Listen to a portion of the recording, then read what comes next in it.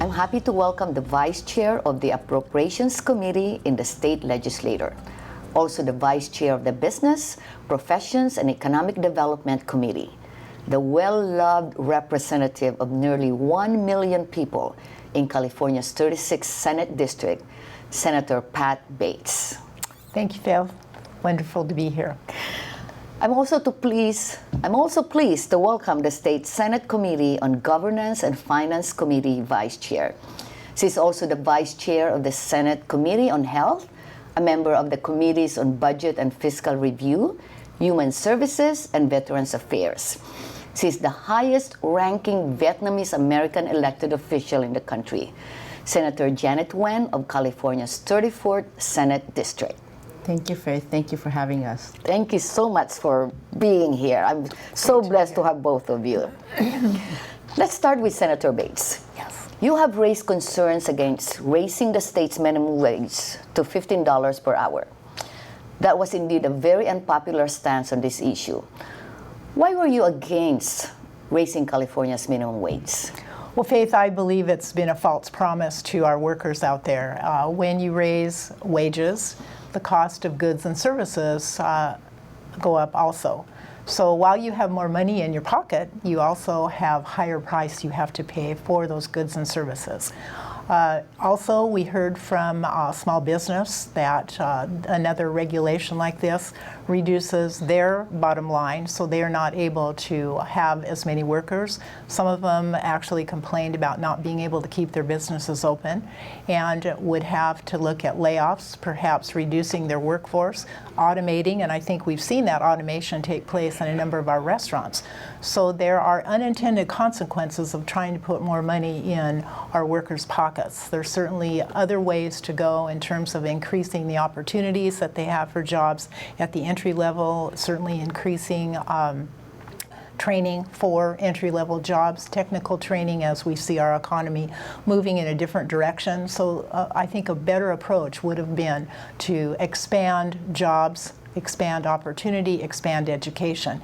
Just putting more money in people's pockets doesn't do the job. And I think I believe that's Econ 101. The cost of goods and services is dependent upon the cost of materials and certainly the cost of wages. You know, Senator Pat, we work a lot with small businesses. Mm-hmm. And when I speak to the business owners, what do you think of this minimum wage increase? You know, it's sad because we have to pass it on the cost to the consumers. And I know there's a lot of ways to really help the low moderate income, even the tax earned credit, that could help rather than just exactly. A minimum wage. So for Senator Nguyen, Senator Janet Nguyen, it's really a pleasure to have you coming from one of the most ethnically and socioeconomically diverse districts in California. May we have your 2 cents on this issue? How would the minimum wage hike affect jobs creation programs in your district? So a lot of businesses in my district are the small mom and pops businesses. As you mentioned and as Senator Bates has mentioned, the cost of services will go up. Most of these mom and pops restaurants and business owners don't go into business to break even. I mean, nobody goes into business, work 20 hours a day to break even. And so when the minimum wages goes up, then they have to look at how are they going to make enough money for their own family, yet alone to keep the services going. So the prices of services will go up, and they would have to lay off people. I think the better approach would have been is to give some relief to the businesses. I have no doubt if a restaurant owner can open a restaurant down the street or 3-4 blocks away, within 6 months, they're more than happy to increase the minimum wage, because now, you know, now they're able to hire more people. Regulation is so difficult in California. You have to deal with the city, the county, the state, and then other entities also have to deal with the federal government as well. And they all talk in different languages, even though it's in English, but the regulation itself is so difficult for someone like myself, who's a senator, to understand those laws, yet someone who has who English is their second language, or is still learning English. Although I came here, English is my second language, but it is very difficult on so many fronts, and the regulation, the cost of doing business in California is horrible. I believe if for every dollar we give an increase in minimum wage, let's take away $10 of regulations. That would help the businesses make the bottom line, add a little bit to the business, better services, add more employees, and overall we benefit as a whole society. That's really music to my ear, because it's not just the minimum wage of that $15, the cost along with that, from the unemployment tax, insurance. So you're not talking about just $15 for an employer. So now that the measure has passed, what other investment and business policies do we need to mitigate possible adverse impacts of higher minimum wage to the state's economy? What we've seen in some legislation coming forward is to promote the flex work week, so that workers can work, and it certainly benefits a family schedule. You can work 4 days, 10 hours a day, get your 40 hours in, and then you have that extra day for, actually, if you have more money in your pocket, you're out consuming goods. That helps the economy. I think what I've heard, Faith, from my small business, there's a pile-on. You have workers' comp costs that have gone up. We have the litigious society we have here in California. We have called for tort reform for years. I was in the assembly. Yes. We've asked for that. Those are the shakedown lawsuits of our small business. That needs to be stopped. We need to have our agencies helping small business with compliance instead of feeding out This is punishment. just a really great conversation. Right. We just have to go to commercial, but we'll be right back. Okay. Places, everybody. Light check. 1, 2, 1, 2. Everything looks good on our end. And lights. Come alive with the forest. Visit discovertheforest.org to find a forest near you. Why are homeowners talking about counselors from NAAC. Well, because through NAAC and with the help of Faith Bautista, I'm now able to have a piece of America.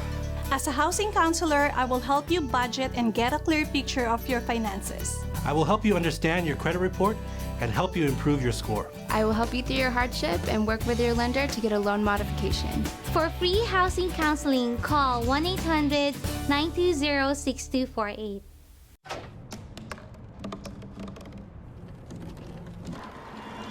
Everybody has a dream.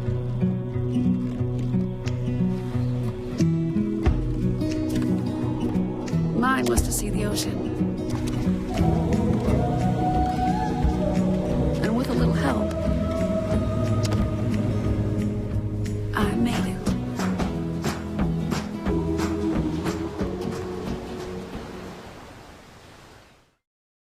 Welcome back to Owning a Piece of America.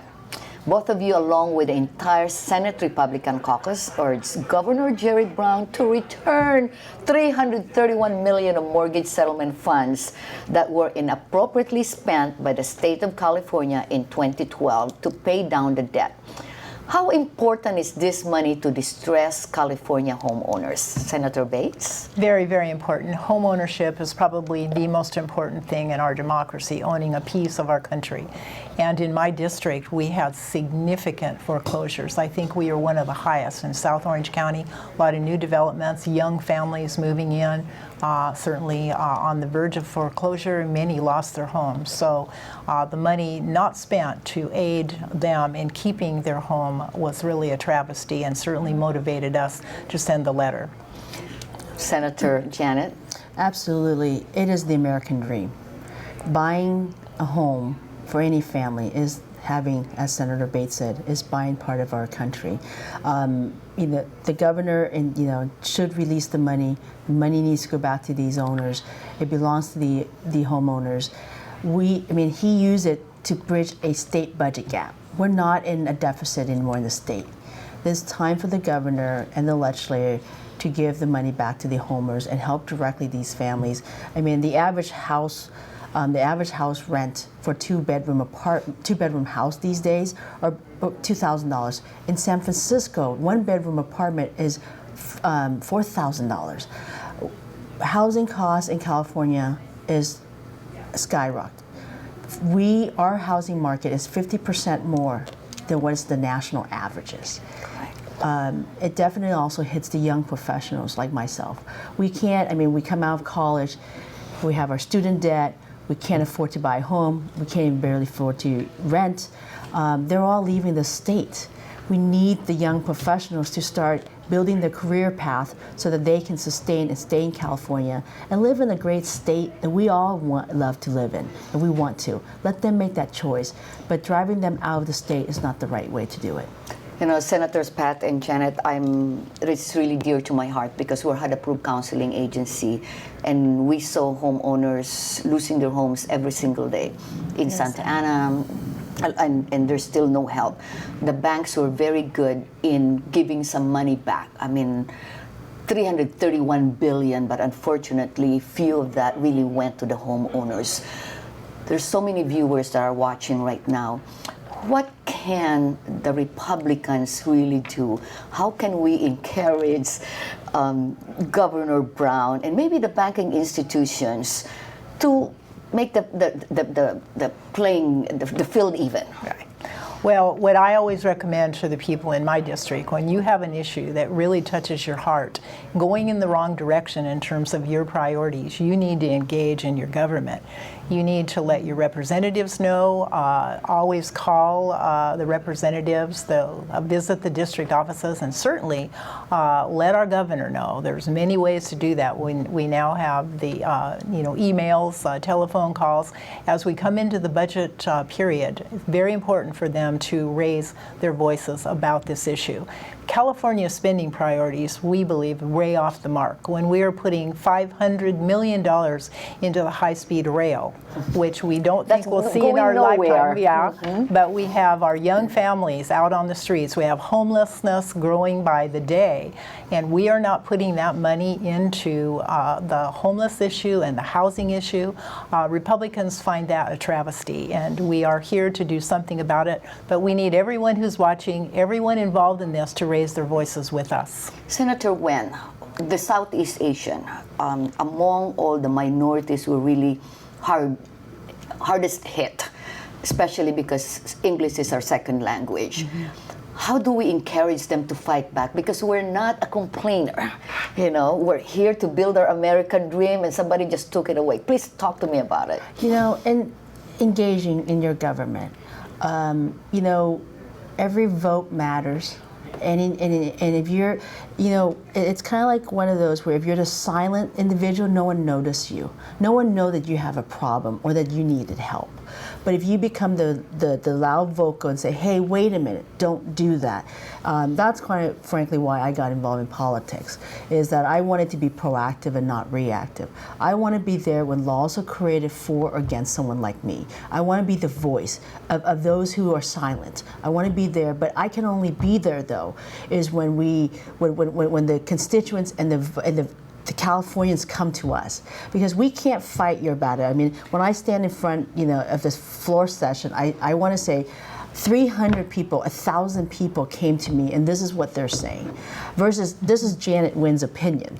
You know, and so I think we got to get involved. We have to get beyond Asian Americans, you know, stereotype that we're passive. We have to get beyond that. We have to be aggressive. So can you tell our viewers, like in 10 seconds, what is really your advice to them to make things happen? You know, I won by 3 votes in one election. 1, 2, 3 votes.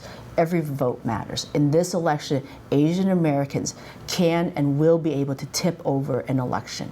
In every local elections, that is so important to California, and to do the check and balance that we need up here. So every vote counts. Every How vote about counts. Senator Pat? Absolutely. I just, you know, the chorus is there. You have to raise your voice. You have to get involved. That's how I got involved in politics, same as Senator Wen, fighting for causes. This is a very, very important, basic cause and a basic, I think, opportunity for the people out there to let Sacramento know that they are of the people, by the people, for the people. We're supposed to be carrying their message, and they need to raise their voices loud and clear on that message. So election is coming up, really. Right. I agree with you. You won by 3 votes, so those 3 people mattered, right? Yes. Yes. So thank you so much Thank to you. senators, 2 beautiful women. Thank you so much. Thank you for having us.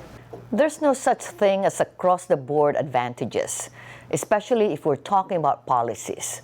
You win some, you lose some. What matters is how quickly we move to turn our losses into gains, and how ready we are to work together for a common good. We'd like to thank Senator Pat Bates and Senator Janet Wen for a very lively and insightful discussion about issues that matter. I'm Faith Bautista, and this has been Owning a Piece of America. Owning a Piece of America presents Lifestyle with Asian Journal. Welcome to Owning a Piece of America. I'm Faith Bautista. The health benefits of physical activity and regular exercise are hard to ignore. It's more than just bringing the sexy back, or as we say it in Filipino, ibalik ang kakabog-kabog ng alindog. Here to help us look ravishingly amazing in our summer wardrobe is a San Francisco-based personal trainer who holds a bachelor's degree in exercise science from the Marymount University in Virginia, Giselle Gacusan. Welcome to the show, Giselle. Awesome to be here, Faith. You were raised in a very active family. Did it help in any way develop and fuel your passion for a fit human body? Absolutely. I'm just thinking of the time when my dad set up a t-ball kit in the back of my grandmother's backyard, and with the ball with the string on it, so he wouldn't have to go chase the ball in the backyard. And I remember receiving my first baseball mitt that was Ninja Turtle. But not until I kicked a ball, a soccer ball, did I really fall in love with that sport and can play it to this day. I played throughout high school. I also ran track and field in high school, and then also added lacrosse in there, playing in college as well. So yeah, I mean, that's absolutely my passion for the human body. So with more than 10 years of personal training and healthcare experience, you have practically devoted your entire life to helping others achieve their physical fitness goals. When did you realize this was your calling? This is really going to hit home for me, but I remember being in first grade and being in the hospital and actually giving my grandfather a kiss on the cheek, and just a couple days before he passed away. And he was in there because he had a heart attack and then a stroke a couple days later, and then he passed. And I didn't realize what was going on at the time. I was just in first grade, but he was just, you know, at the end of his 50s. And I just realized growing up that it was just too early, and it could have all have been prevented. Absolutely. You know, exercise is the best medicine. So besides having a degree in exercise science, you're also a nationally certified massage therapist specializing in deep tissue and sports massage. Is this what makes your training approach different from others? Absolutely. I mean, it's yes, it's a part of it, and not that many trainers have a massage therapy background, but also taking away from, you know, my family being predisposed for certain diseases. I also care about, you know, when my clients walk through my door, I care more about how they're walking out, how light on their feet they feel, and how grounded they feel, and how, if they're going to eat better naturally and treat their spouses better or be better parents because they just feel more grounded. You know, Giselle, I just saw in television the other day that the biggest losers, after even losing a lot of weight, they gain it back. And it's just because somehow they just don't exercise. Does that really have a big correlation there? You know, with goal setting, it all depends on, you have to tag it onto value in your life. Just because you lose, you know, you get that 20 pounds, and, you know, what's going to happen after that? You know, and then you're going to lose more weight, or you need to establish something that's, you know, if you want to have a child, you're going to get stronger because you want to live longer, or you become a grandparent. You know, you want to tag it onto something with your family or your values in your life. That's going to be sustaining versus setting aesthetic goals. So it's not really just diet, right? I mean, you should be able to eat what you can or what you want as long as you work out. That's a part of it. I mean, I'm all about moderation and also enjoying life. You know, I always give my clients a 90-10 rule because you're going to have birthdays coming up, you're going to have anniversaries, you're going to have all that. The 90% is, you know, you're going to work, you have a schedule, you can plan your meals around that, you can plan your workouts. The 10% is you just make it really good. You know, you're celebrating someone's life, you're celebrating, and that's what life's about. So Giselle, you just found a client. When we come back, Giselle will teach us 3 exercises that will not only help us bring our long, sexy back, but also make us feel good. That's next, when Owning of a Piece of America returns. What do you think it would be like to teach? Chances are, you have no idea. Teachers today are breaking down obstacles, finding innovative ways to instill old lessons, proving that greatness can be found in everyday places, and that you don't need to be famous to be unforgettable. That's what it's like to teach. Why are homeowners talking about counselors from NAAC? Well, you know, because through NAAC and with the help of Bautista, I'm now able to have a piece of America. As a housing counselor, I will help you budget and get a clear picture of your finances. I will help you understand your credit report and help you improve your score. I will help you through your hardship and work with your lender to get a loan modification. For free housing counseling, call 1-800-920-6248. A boy born in Joplin, Missouri was fascinated by anything with wheels and a motor. The odds of him winning both the Daytona 500 and the Brickyard 400 in the same year, 1 in 195 million. The odds of the child being diagnosed with autism, 1 in 68. I'm Jamie McMurray, and my niece has autism. Learn more at autismspeaks.org/signs. And we're back, and Giselle is going to show us 4 different types of exercise. Let's go for it. Okay. All right, Faith. So these 4 exercises you can do at home. You don't even need a mat or anything, no equipment. As you see, we don't have any dumbbells here, just your body. Okay, so the first one we're going to do is a simple squat. So what you're going to do, just spread your feet a little bit more than shoulder width apart. Okay, and do you feel the ground underneath your feet, your heels? You want to shift your weight back in your heels, kind of open up your chest, and you're going to start to sit down like you want to sit down in a chair. Okay, go and put your arms in front of you. Good, you look good. Awesome, good. So you want to make sure that your knees don't come over your toes, and then you can come up. Good, so now that you know how to do it, I'm actually going to set the timer and do 30 seconds. Okay, so go ahead and come down, kind of stick your butt out there, drive through your heels and stand right back up and squeeze your glutes right at the top. Do you feel that in your glutes? Good, awesome. Good, so you're going to open up your chest, kind of squeeze these muscles back here. Good, and then right back up. Good, you're going to try to do as many as you can, 15 more seconds. Good, and then right back up. Good, you want to keep those knees behind your toes. You don't want to overstretch that tendon. Good. And we're going to draw your hips back just a little bit more. You got 5, 4, 3, 2, and then stand up, squeeze really hard. Good, awesome. Okay, the next one we're going to do a plank. All right, this is going to be really good for your low back. Any of the muscles that you're going to turn on is going to be really good when you're sitting in that chair giving interviews, okay? So what you're going to do is you're going to position your shoulders like right above your hands, all right? And you're going to lock those arms in place. You're going to squeeze those glutes, okay? And you're going to hold that there, okay? So you want to give it a try? Okay.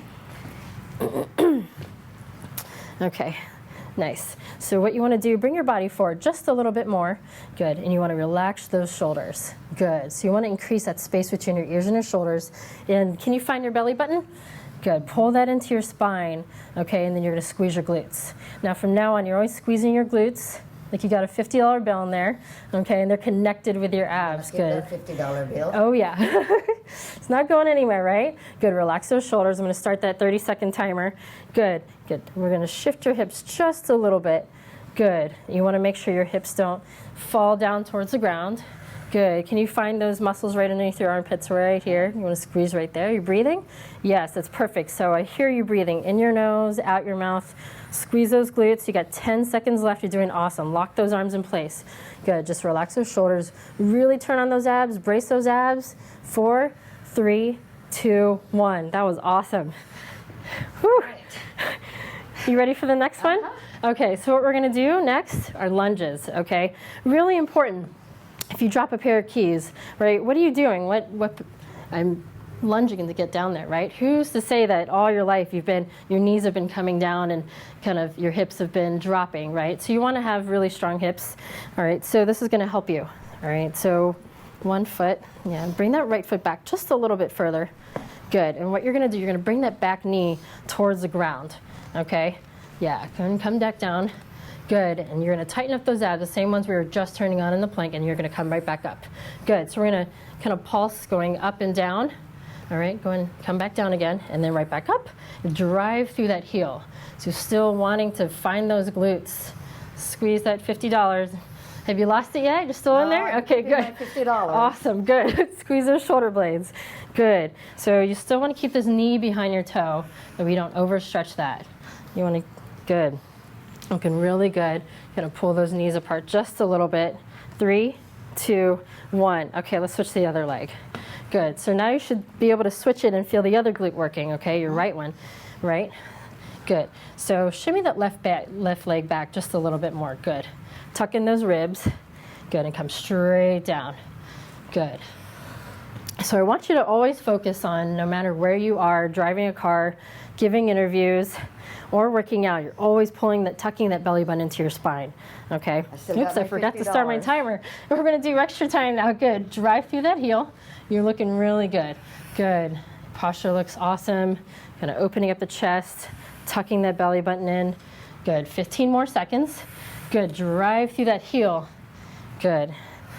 On the way down, you're kind of finding a stretch in your hamstrings and then driving up using your whole entire body. Press the ground away from you. 5, 4, 3, 2, 1, and drive right back up. Okay, now we're going right back to the mat. You okay? Okay. Good, I love your breathing. You've already got that down. Okay, so what you're gonna do, you're gonna have your hands, we're gonna go back into plank position. This is gonna incorporate more of your abs while you're doing the plank. Okay, so you're gonna position your hands right underneath your chest, and then you're gonna draw one knee at a time into your shoulders, up and into your chest, okay? Not so much a big leg exercise as much I want you to turn on those abs and draw your knee in with your abs. Okay, okay. Cool. All right, so bring your hips down just a little bit. Good, relax those shoulders there. And you wanna just keep neutral spine, so good. Draw your knees up. Good, so yes, I do want you to exhale as you bring that knee up into your chest. Good, pull that belly button in. Good, nice, squeeze those glutes. Good, feeling good? Awesome. I still have my $50. Awesome, good. Still got that $50 bill, not letting that go. You got 15 seconds, you look awesome. Good, we're almost done. You got 10 seconds. Good, tuck in those ribs, squeezing those glutes. Good, lock those arms one more time, relax those shoulders. 3, 2, 1, awesome. You're all done. That was really good. Here. All right. Very good. You made it.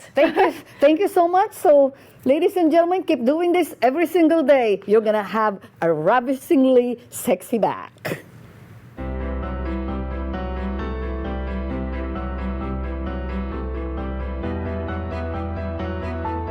Body language can tell you all sorts of things.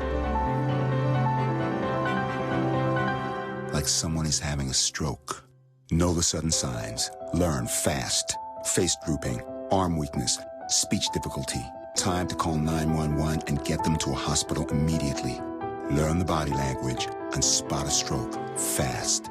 Giselle, that was really fun. I felt like I lost 5 pounds. I'm glad you enjoyed it. Giselle, give me an advice, or give our viewers advice, how to really stay fit and at the same time be safe. It doesn't really matter, you know, how young you are or how old you are. I've had clients that are up to 90 years old, but it really doesn't matter. It's never too late. And, you know, if you want to go out for a walk or do something, you know, in your body or go play a sport or pick up something new, that's the best thing you can do. But I think they should have at least a personal trainer first so they know where to go or how to do it, right? Oh, yeah. Great. And where can they find you? I'm in San Francisco. I work at a private personal training studio called SkyFit. And, yeah. There you go. So the benefits exercise and physical activity provides can help us stay strong and fit. So just don't stand there and do something, some jumping jacks in front of the TV, or better yet, go outside and jog. Walk, run, but only after you watch Owning a Piece of America. I'm Faith Bautista. See you next time.